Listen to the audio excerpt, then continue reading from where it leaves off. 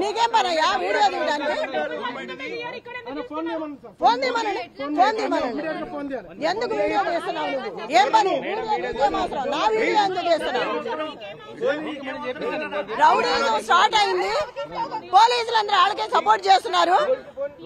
కాంగ్రెస్ వాళ్ళు ఎమ్మెల్యేలు విప్పులు అందరూ తిరుగుతున్నారు జూబ్లీ హిల్స్ లో. వాళ్ళని ఏమంటలేదు. మనం తిరుగుతా అంటే మనల్ని ఆపుతున్నారు. భయభ్రాంతులు ఫోన్ చేస్తున్నారు. కార్యకర్తలను కొడుతున్నారు. కార్యకర్తలు కొడుతుంటే కూడా పోలీసుల సమక్షంలో సైట్ 3 బోరుబండలో పడేసి కార్యకర్తలు కొడుతుంటే 20 మంది పోలీసుల నుంచొని సోద్యం చూస్తా ఇట్లాగైనా చేసేది అంటే అంత భయపడుతున్నారా?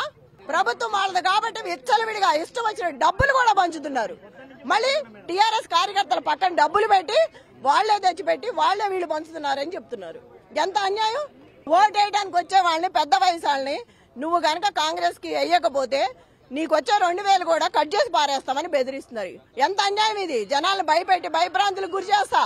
ప్రతి బూత్ లో చిన్న రూమ్ లో 2 పోలింగ్లు.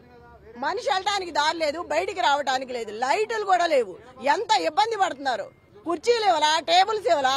ఆ బాబా రౌడీ హౌస్ అరెస్ట్ చేయాలి, బయటకు వదిలేసి అందరి మీద ఉసిగొల్పి బోరుబండ్లో అందరినీ కొడుతా పోలీసులు అందరూ వాడికి సపోర్ట్ చేస్తున్నారు. కార్యకర్తలను కొట్టిస్తారా? టేబుల్స్ తీసి ఇసిరేస్తారా బయటికి? అంటే కాంగ్రెస్ వాళ్ళని ఏమనరు, బీఆర్ఎస్ వాళ్ళని సతాయిస్తారా? ఇప్పుడు అదే కదా మీకు చెప్పేది. వాళ్ళు ఇష్టం వచ్చినట్టు చేస్తున్నారు. అందరు ఓట్లు వాళ్లే వేసేస్తున్నారు. రిగ్గింగ్ కూడా రెడీ చేసి పెట్టుకున్నారు. అందుకనే లైట్లు కూడా పెట్టలేదు. లోపల చీకట్లో చేసేయచ్చు, వీలవుతుంది. లైట్స్ ఉంటే కనబడతాము. కెమెరాలు కూడా వాళ్ళకి ఇష్టం వచ్చినట్టు ఫిట్ చేసుకున్నారు. 13వ తారీఖు వరకు ఎంత ఇబ్బంది పెడతారో పెట్టండి, మేము చూస్తాము. ఎంత భయభ్రాంతులు చేస్తారో 14వ తారీఖు తర్వాత చూసుకుందాం.